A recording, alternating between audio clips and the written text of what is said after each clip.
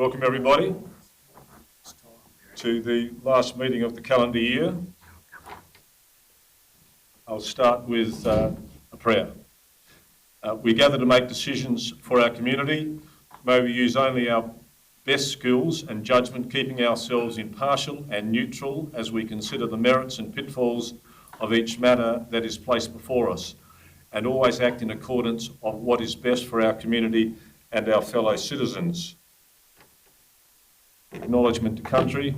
We acknowledge and respect the traditional owners of the ancestral lands of the Southeast.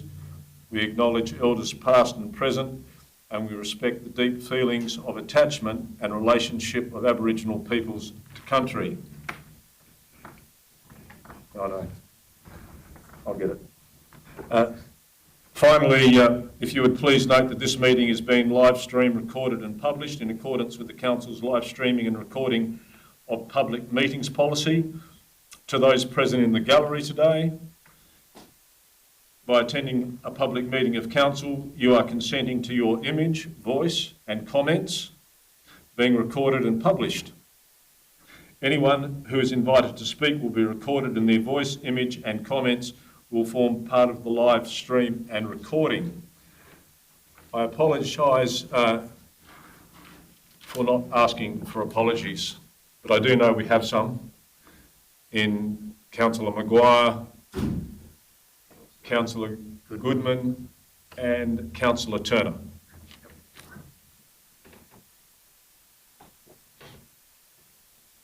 Councillor Grundy re-enters. Today, we don't have anyone from the public. No, we don't. And first cab off the rank, item... I just have a conflict of interest with a livestock matter on the agenda, and we'll be... Oh, you're just pre-warning me, Tom. Is that item two? Item two. You missed item two. Oh, Sorry. That's why. thank you, Tom. I'm just a bit jaded, but that's not good enough. Item 4, thank you. Item 4, petitions and deputations. I'd like to introduce Natasha Biggins, who will tell us her story of Naracoorte Homestead. Distributing a couple of little bits of magazines that might be of interest to people whilst I'm here. Thanks.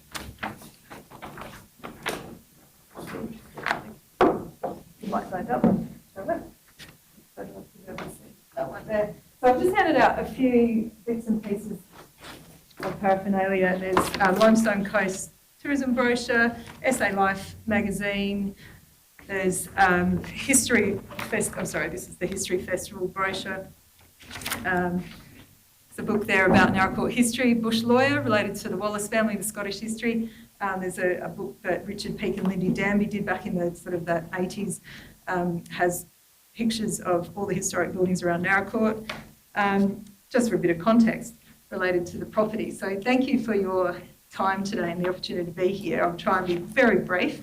You've all seen the email letter that I sent through with a request for consideration for funding to re-roof Naracoorte's oldest dwelling, which is a building that really didn't have a name as such, just the old cottage. It was built by George Ormerod back in 1842. So, I mean, liaising with National Trust to give it a sign, a real name called Ormerod Cottage.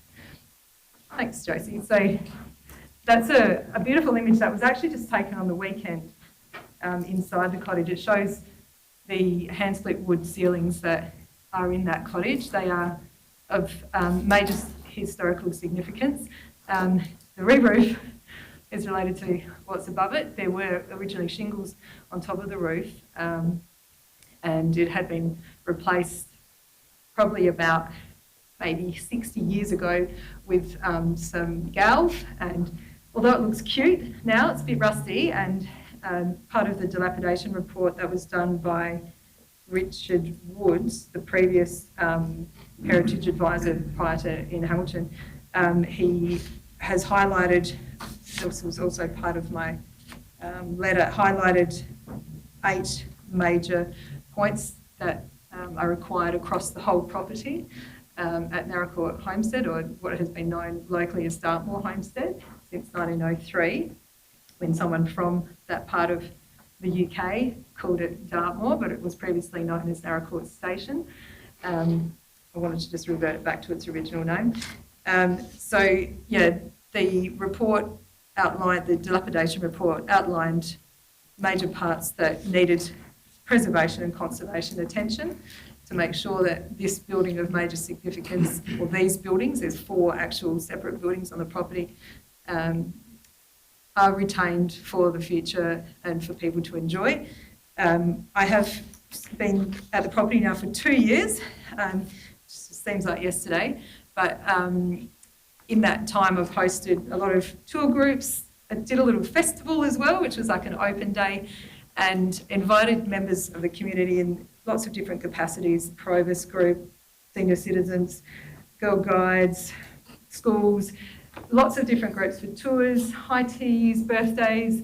I had a wedding there recently, and on the weekend I had a lovely Christmas party, a couple of Christmas parties recently. People want to come to the property, they want to do things there. It is just me there at the moment doing all this. I'm really trying to keep the costs down so I can just not lose the property, basically, in a nutshell. Because, yeah, it is a major undertaking. If you just want to flick to a couple of the other images. So that's inside the cottage as well.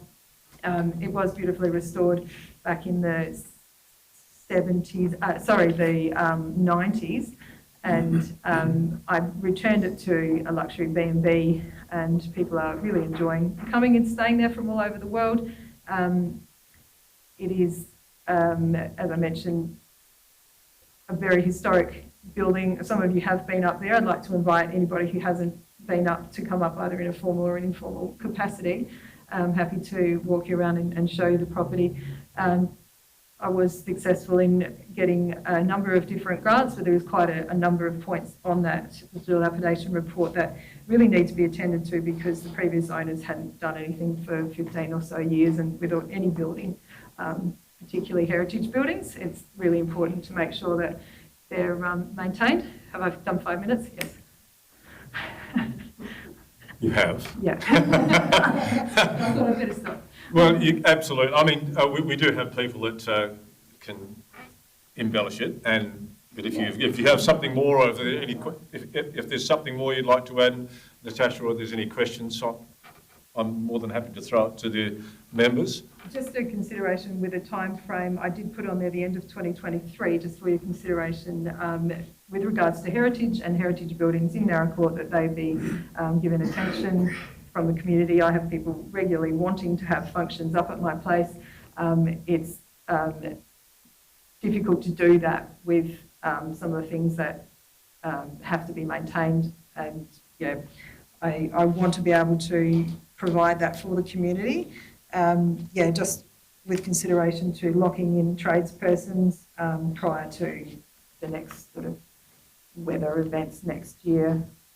Now that it's sort of a bit later on since when I wrote that email, and there's Christmas, I'm not sure if the end of 2023 is possible for you guys, but just with consideration to put it on the agenda for voting from council.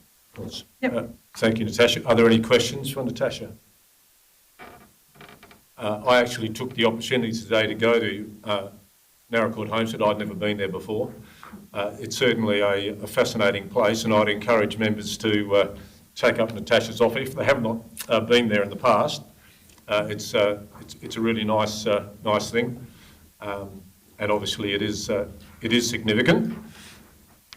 And we may deal with the matter at this meeting, or we may defer until another time. I understand you do have a timeline, and that may be actually June 24, but we'll let the elected members may decide to defer and think about it in January or something like that. Yeah. Sorry, I meant to table a letter of support from the National Trust as well, in relation to working together with them to ensure the history of the buildings is supported together with National Trust. Sorry, I was meant to table. We'll be happy, Natasha, we'll be happy to add that report to the minutes of the meeting. That'll be no trouble at all.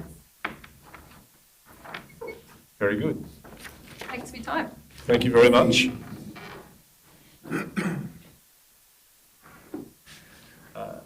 Item 5, confirmation of council minutes.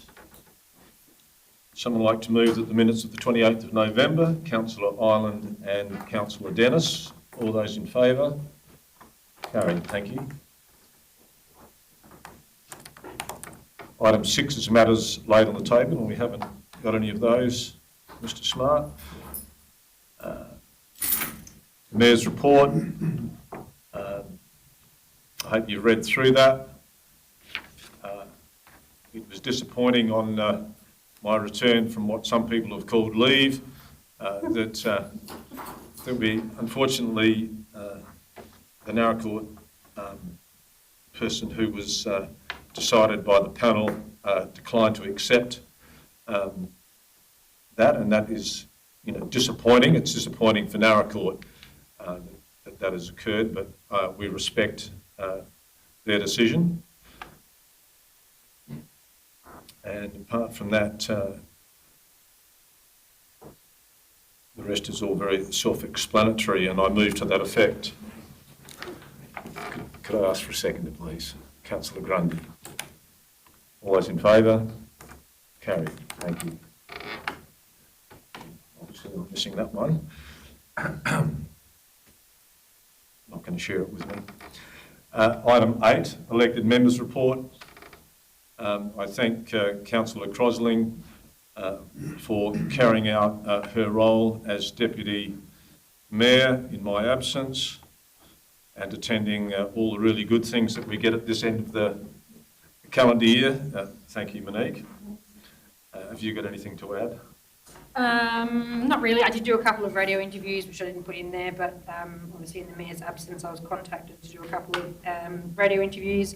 But lots of, obviously, nice things happening around this time of year with presentations of schools and so forth. And as I said, I attended the Lucy Christmas party on Friday night, which was a lovely evening, despite a bit of a cold evening, but it wasn't raining. So besides that, yeah, that's about all. Cool. Thanks, Monique. Oh, so thanks, Councillor Deputy Mayor. Item 9, Chief Executive Report. Thank you, Mr Mayor. First item is the unsealed road network, the review into the roadworks and plant equipment.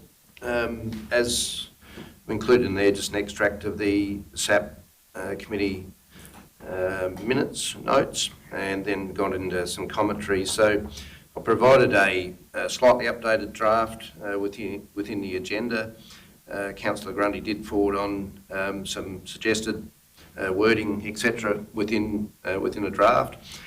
Had a look through that, and happy to take questions or comments. But I think largely it was about the 5 to 10 year program, operating and maintenance.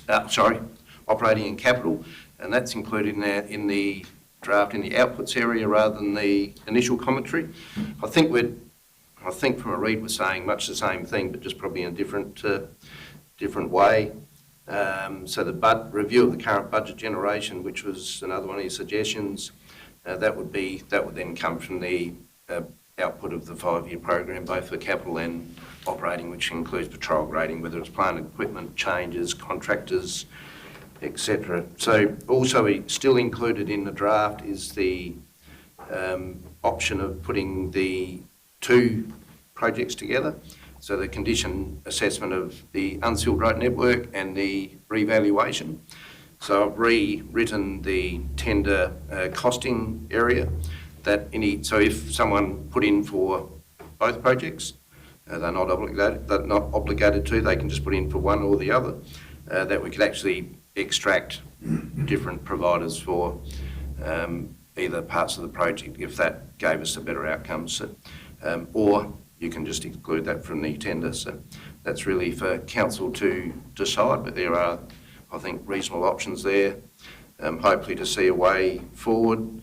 I guess the questions that I put to SAP still remain. from a timing perspective, are your expectations, depending on cost, I guess, and we don't know that till we get the RFQs back.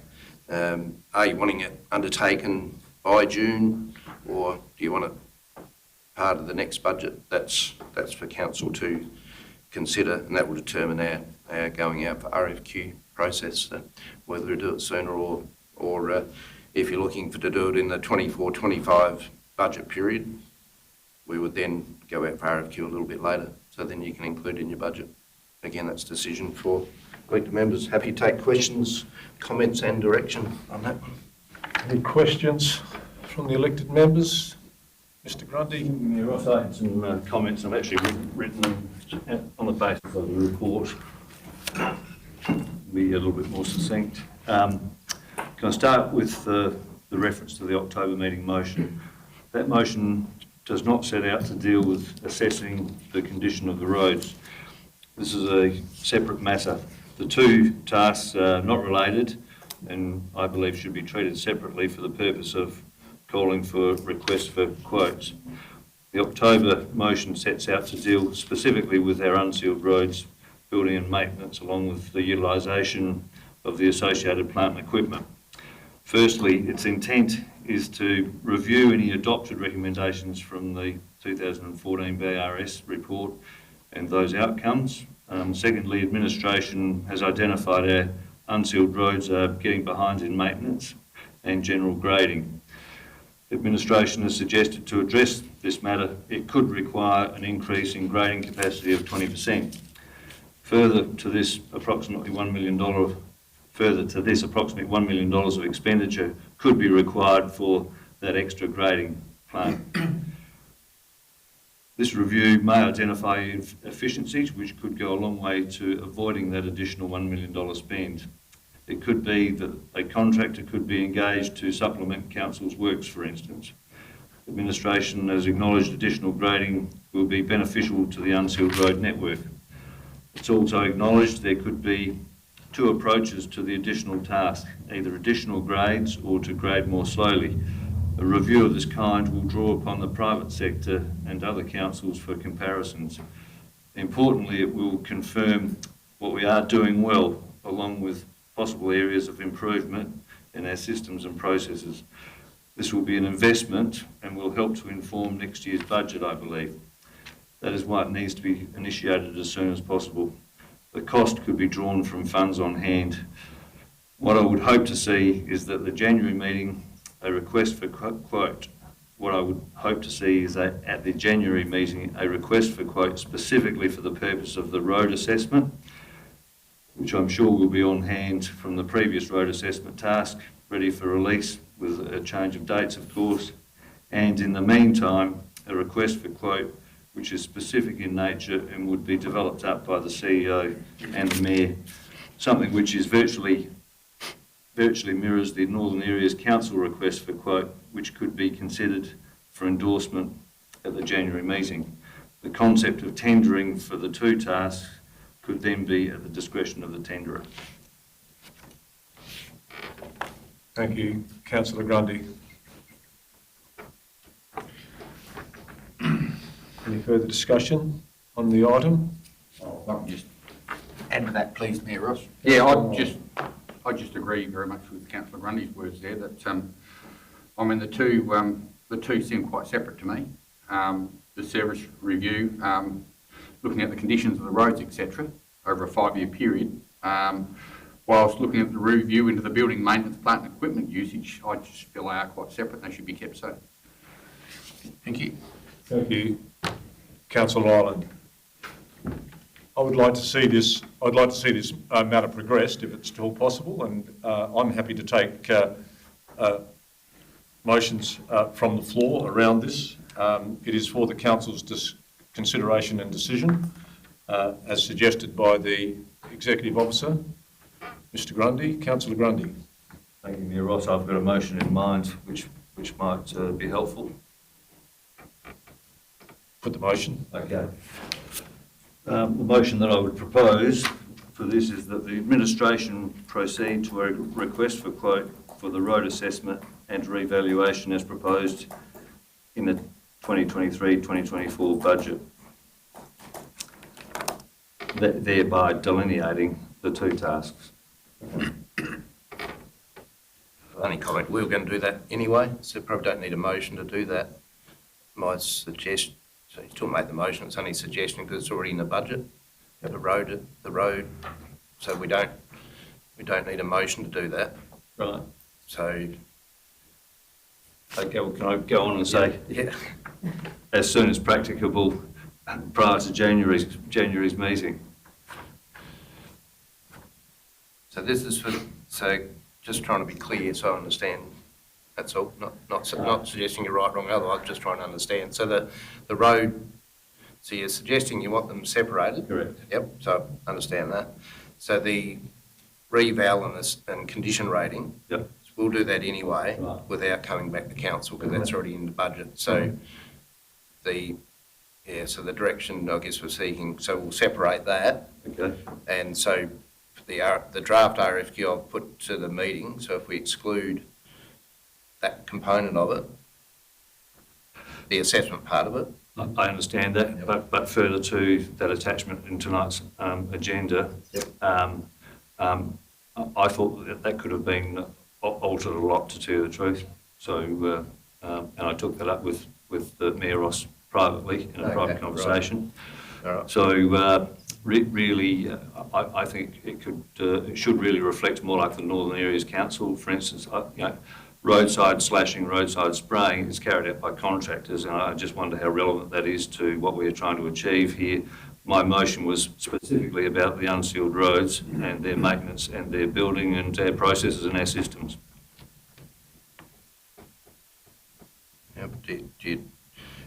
Yep, all right. Do you understand that BAS is based pretty well in northern areas? Mostly. It's only a comment, which I made at the SAT, yeah. Well, it might be based on it. I think, personally, I think it's there's a lot of variance from the Northern Areas Council document. Okay, so I think we've agreed, Councillor Grundy, that we've removed the revaluation, the 5-year reval well, it does. It's not. There's no motion at the moment, and of course that one can be removed, Josie, because it's already on the budget, and that we can review the proposed motion over the next and bring it forward again in January. Yep, that's right. Yeah, I'm happy with that. Perfect. Perfect. Excellent. Mr. Smart. No worries, thank you. Second item, the Narra Court Homestead, as we just had the deputation. So I bet you've heard the deputation, you've read what's in the ask for funding. Council used to have a heritage restoration fund in the past where it sought applications for funding assistance, but we resolved to cease that funding effective 30 June 21. We've recently adopted the Business and Residential Development Support Policy, which Council could consider, even though in my opinion it probably doesn't quite fit with that policy and guidelines, or Council is able to make a provision for a contribution through a resolution of Council at any time. So what does Council wish to do in regards to this request? To give the direction to the requester, provide 50% of funding project as requested, so just over 9,500, noting that if it does so, the actual owner is not putting any money into that specific project. As the suggestion, provide 25% of the 50%, so we have an equal share with the owner, or provide nil funding. So again, for Council consideration decision. Councillors? Ross, Councillor Ross. Just gather it's the local heritage listed, is it, or is it state? Okay, so do we have just a question because I'm just not completely familiar with obviously is there ratings within the heritage, as in like is there different tiers? Because there'd be some that would be considered heritage listed, but there'd be some more probably of significance than others. So is there? Yeah, I don't know. I'm opening it. Is there questions? Rusty may be able to advise, or he may not. Councillor Ross, I'm not familiar with any different ratings in regards to the assessment.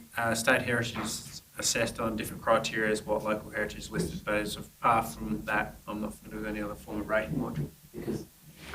My reason being is that previously the Heritage Fund was removed by some very passionate people within council that wanted it removed.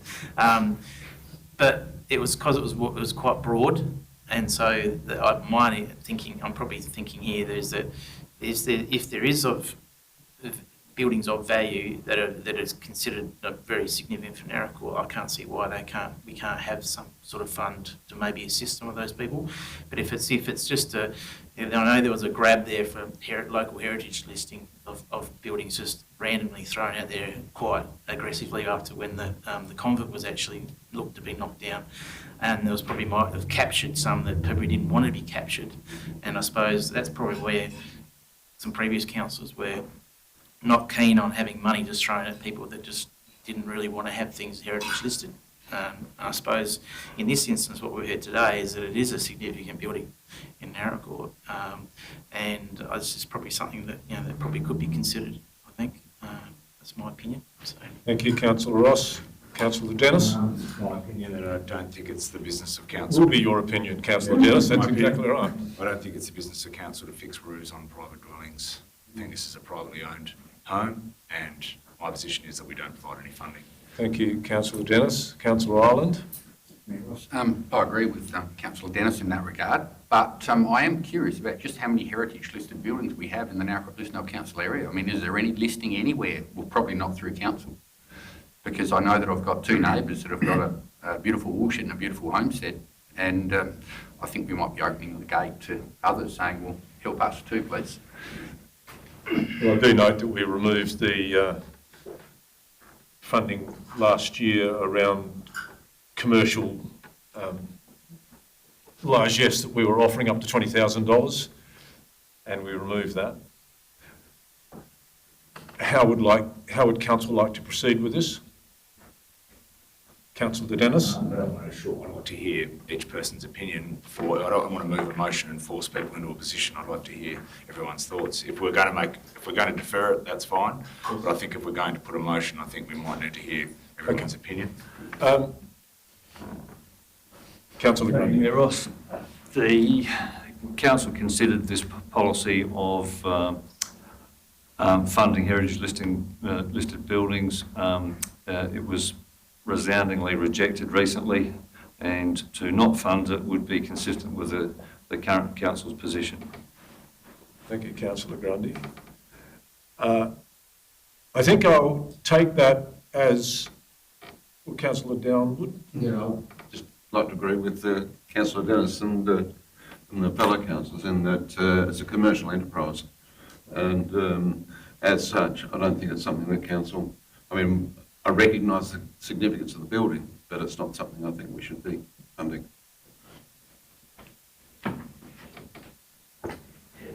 There's also 4 significant buildings in the Lucenau Council. Stand, Councillor Rayner. Sorry, there is 4 significant buildings in the Lucenau area. Yes. But nearly as old as that building. Yes. And one must, yes, Councillor Dennis. Motion that we don't provide any funding on this matter.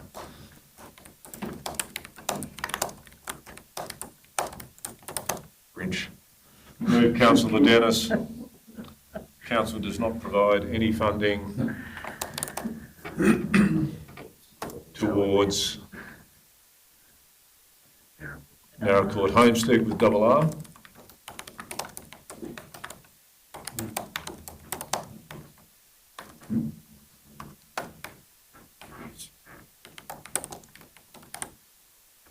Seconded Councillor Ireland.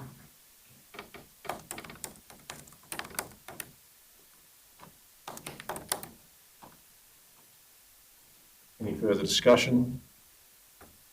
Being none, I put the motion. All those in favour of the motion? Those against? Motion's carried. That's my report, other than other meetings and activities. Happy to take any questions on those. Any questions of Mr. Smart? None. Key projects? Mr Willsmore. Thank you. Just to update the report, the Gum Avenue and East Settlement resheets have been completed and the additional otter ceiling works will be carried out in the next 2 days, completion prior to the Christmas break. Can we take questions on the remainder of the report?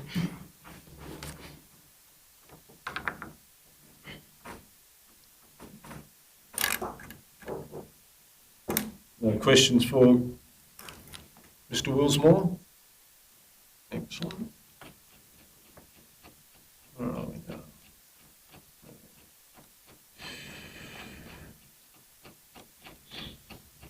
And how's the CCTV working, Mr Wills? Who's in charge of that? Mr McCroskey? Thank you, Mayor Ross. All reports, it's tracking well. SAPO will also have access to that traffic movements as well as number plate recognition. So they too have access to it, which hopefully will benefit the SAPO in regards to... Shareholders, Mr McCroskey? No, they're just beneficiaries, unfortunately. I suppose we can call them partners in crime. Yes, that's right. Up to number 11, are we? Finance, yes. Sorry, It's just probably on the topic of the CCTV. I did note today that there's been quite a lot of farm break-ins recently in the district. People cutting locks, breaking into properties, stealing items, coming back multiple times. So there's certainly a warrant for graziers as well and private homeowners to have CCTV as well. But I through dealings with clients and others, that they're out there is quite a high volume of on-farm theft going on at the moment. Is that generally, Councillor Dennis, around farm buildings? Like people monitoring the movement of, well, it's apparent monitoring the movement of graziers. Say if they've got satellite farms and knowing when they're at home and knowing when they're not, and they go in and cut the lock, steal, come back, the new locks are put on, cut the locks again, especially like satellite blocks, go and clean out sheds and hot wire cars and that sort of stuff's been going on in the district. So there's certainly some pretty active thieves at the moment. Yeah. I'm assuming they report that. Yes, it's all reported to police. Yeah. Mr Smart. SAPOL will be rolling out not sure the exact title, but Farm Safe policy, which we've agreed today to assist them in the promotion and being a basically signage depot for them, and hopefully, that sort of approach helps in the long term. Thank you, Mr Smart. Item 11, Finance. Ms Edmonds. Thank you, Mayor Ross. Nothing further to add to the report. Happy to take any questions if there are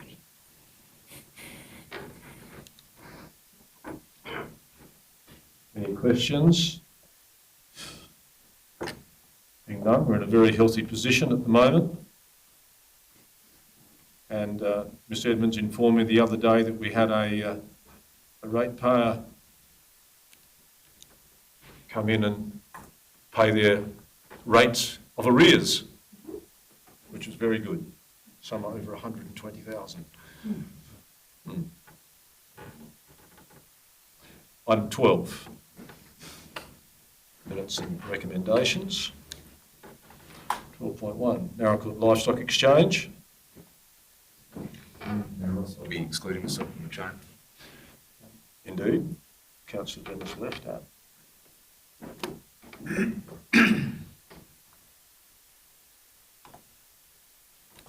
Would someone like to move that the minutes of the Narrowcourt board meeting of the 4th of October? Councillor Grundy moved. Councillor Downward second. All those in favour? Yep. All those in favour? Carried, thank you. Councillor Grundy. Can I just take this opportunity to refer to the 50-year anniversary that was attended recently at the sale yards? It was well attended, and one of those who attended was Armin Hufner, who was one of those who helped design up the yards in the first place. So we went over some of the nuts and bolts of the process of how the yards were initiated in the first place by some of those early councillors and chairmen, and then went on to hear from various members of the sale yards more cultural aspect, like Peter Sinclair and Richard James and what have you. So all in all, it was warmly received, and Everyone was very pleased with how the Sale Yards is going and how much it contributes to the township and what a great move it was back in 1973. Absolutely. Thank you. Thank you, Councillor Grundy.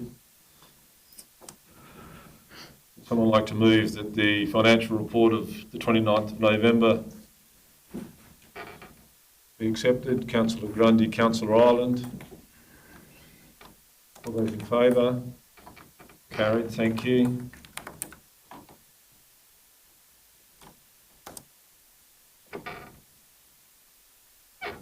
And we have a motion that the Regional Livestock Exchange does not provide a fee reduction as requested by the combined agents. Would someone like to move to that effect? Councillor Ireland, Councillor Ross. Discussion? Being none, I put the motion. All those in favour? Carried, thank you. Would someone recover Councillor Dennis? Reports for decision. Neil. Yep.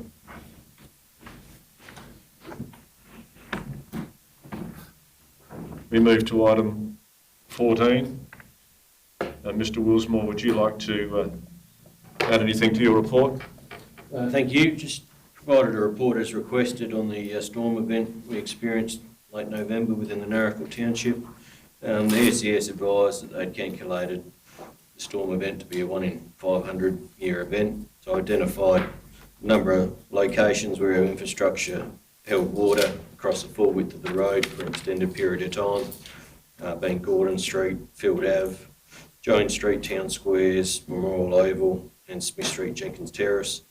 I've made a number of observations for members' considerations and then listed 4 improvement opportunities. So a drainage study along the Kays Valley Drain, which is the old Kays Road drain, to identify improvements and requirements for future developments. Council to seek funding for a sandbag filler to improve the speed and safety of the filling process. A number of properties have informal agreements for council to discharge water onto the properties. Suggested these need to be finalised so we maintain future control of the area and continue to lobby Department of Infrastructure and Transport for improved management of their land. Happy to take questions. Any questions of Councillor Grundy? Thank you, Mayor Ross. Just had some observations as a result of some calls since the flood, and I wasn't here at the flood time, but in the meantime, I know that the report seeks to for improvement opportunities, and I also note that we have drainage reports appearing on the council website. Many of those reports are referring to Hinkley Street, and in those engineering reports a number of times, in fact, and as far back as 2005, I know the report says that some things have been carried out by private landholders and some haven't been, and that's all a bit lost on me. It has been put to me that a number of those historical recommendations, engineering reports, have not been implemented, and I don't know if that's correct or not. Given there are a number of reports there, 5, with various problem areas nominated on more than one occasion, I'd like to request a brief report which summarises those reports in a way which, number 1, identifies the problem sites once. So if there's 4 reports that are referring to it, let's just identify it once. Summarises the recommended engineering solutions in a paragraph or 2. And thirdly, confirms whether part or all of the recommended works has been carried out by council, and it may be just in a table format so that we can get our head around it. Thank you, Councillor Grundy. Mr. Willsmore. Yep. Put that on notice and we can provide that back to you. Thank you, Mr. Willsmore. I also note on page 21 that a question is posed to the council, and that is in regard to whether the members wish to proceed with the additional weirs in the creek. And of course, additional weirs in the creek would mean that the weirs that are already in existence would be removed. Is that right, Mr. Willsmore? Some weirs will be removed, some weirs will be maintained and undertaken some repair work so they hold a large amount of water within that section. So some weirs would be maintained, would remain, Yes. and some would be remain, some removed. will be removed, correct. Okay. So there is a question there that's posed by Mr Willsmore. Thank you, Mayor Ross. Look, if I can ask through the chair to Mr Willsmore. So has that already been established? Is there an opportunity to put in, say, Padman stocks, which would have been able to control the floodwaters in a much more effective way? For instance, winter flooding was really what I was talking about when I had referred to this in the March meeting. And I also note that there's been quite a large appetite for weirs and pooling in the creek for beautification, but on the other hand, there's plenty of people, residents, saying that they don't want too many obstructions because it will add to the flooding component. Thank you. Yes, we have had direction to change the design to a lay-down flat, similar to the one you suggested. The concern with the event we experienced in late November was the speed and how quickly the rainfall came down. So the lay flat weirs still require intervention for someone to go and lower the weirs. With the rain experienced on November, getting access to those weirs in a short amount of time would have been challenging. The amount of water that ended up filling that creek and overflowing the existing weirs and the associated creek walk. So the lay flat weirs will assist for your winter flows when you've got a bit of notice about incoming flows across the border and the like. In an event like that, as rare as it was, you don't have the time frame or the notice to get in there and lower those weirs in a quick time. So in fact, Mr Willsmore, I think you remind me it was a 1 in 500 year event. They could happen again tomorrow. We haven't got a weather system that's going to suit that. So in fact, the lay flat weir is generally going to operate in a 1 in 500 of biblical proportions, maybe not quite like Cairns. It will still suffice for everything we require in the Naracoorte Creek. Yeah, so the modelling's been undertaken, so it won't impact the town. The lay flat weirs still require intervention to lay flat, so it's not as though it senses how much water is against the weir and it automatically lowers. It's a manually operated thing. Weir, so it still requires staff to go down there and open the weir up to let the water out. So there's still that time frame or lack of notice for the event we had recently to get in there and lower the weirs. Is there the possibility, Mr Willsmore, that they could be operated remotely? We can have a look at that option, yes. Yep. Thank you, Mr Willsmore. I note in the next dot point that Mr Willsmore also asked whether the council wishes to set a maximum driveway width, and this comes around the flooding. Is that right, Mr Willsmore?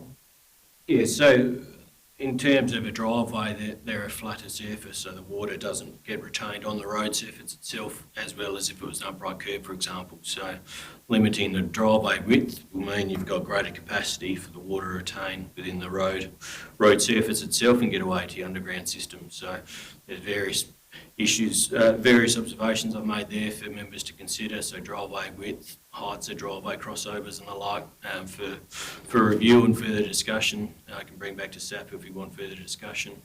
But it was a number of observations made, so we could set a maximum which provides a greater opportunity for property owners to get downpipes to the curb. If you've got a full width driveway crossover, you can't put a downpipe in there because it's not trafficable. It just ends up being broken when a vehicle drives over it. So there's that options, particularly in a town, in a CBD area. If you reduce the driveway width, it has less impact on car parking and the like. So it's whether we want that as a development approval condition for all developments, all future developments, similar to the height that we place on buildings to be built 100 mil above the top of the curb.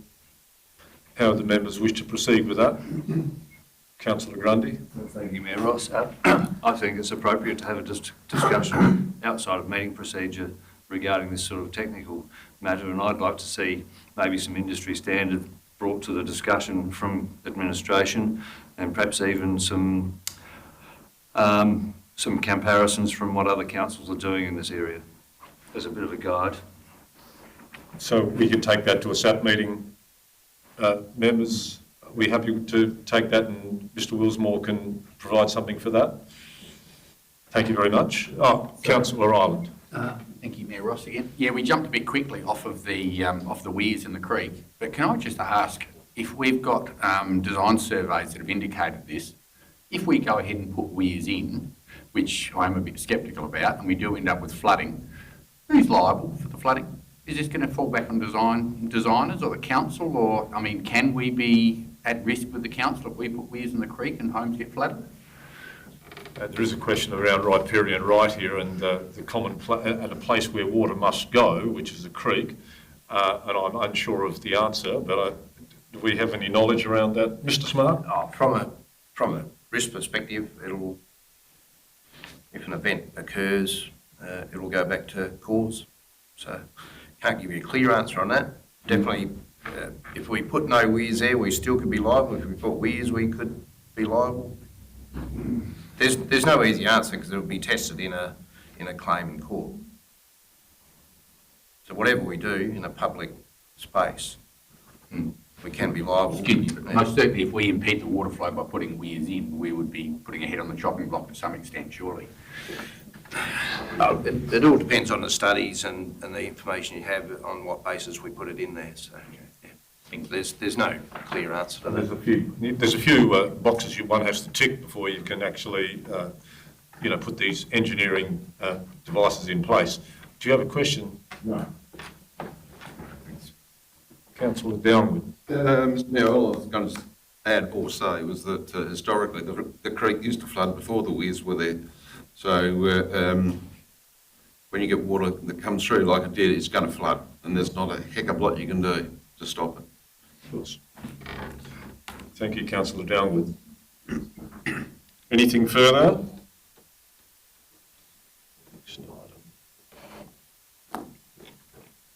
42. Operations report.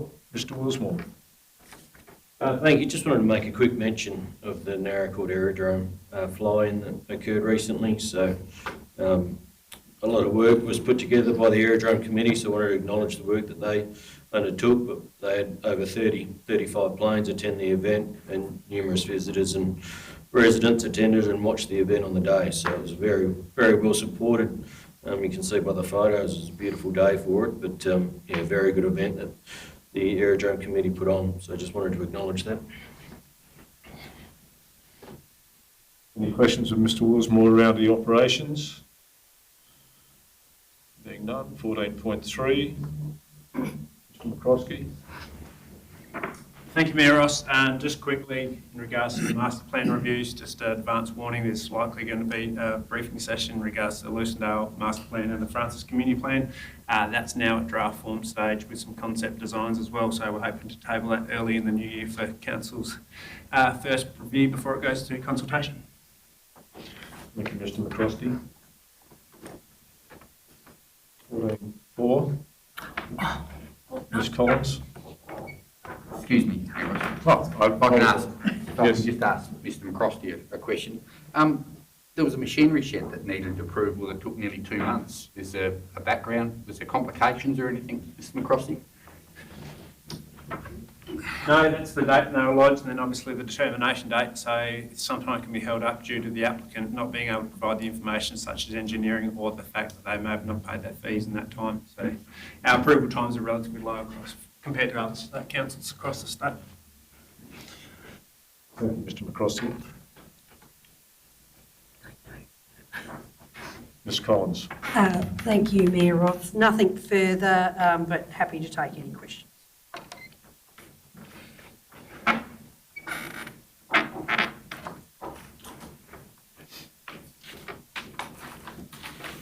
Fine. 11.15. Publications and documents. There be none. Questions with notice. I don't have any questions with notice. And motions with notice. I have one. Councillor Ireland. I'd like to move that motion as it is stated there, please. Councillor Ireland moves. Motion, please stand, Councillor Ireland. I'd like to move that a forum be held in the Town Hall early 2024 as further consultation with ratepayers in regard to the future development of the Narracott Sports Centre. Date, time and format to be decided by Mayor and elected members.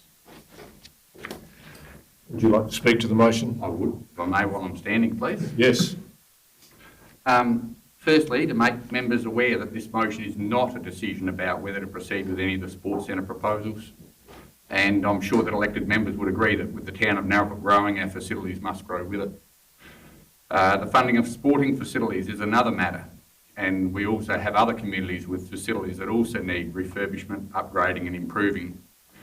We should thank the combined Lucindale Sporting Clubs for their letter, as they are just some of these. Those that frequent Facebook and look at the NLC website, also the sporting fraternity and newsletters to schools has got our younger generation catered for by consulting them with them to some extent. But what about the elderly and the country ratepayers? So do we consult further with the public and ensure we are listening to a broader cross-section of the community?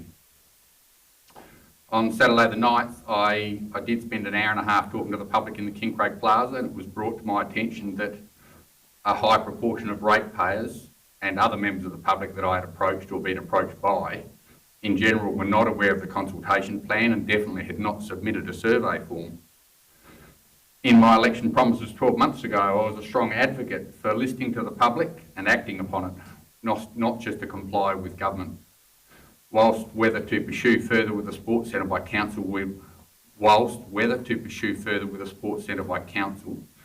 will be the decision of elected members, I certainly believe we should make sure there is full transparency in the situation.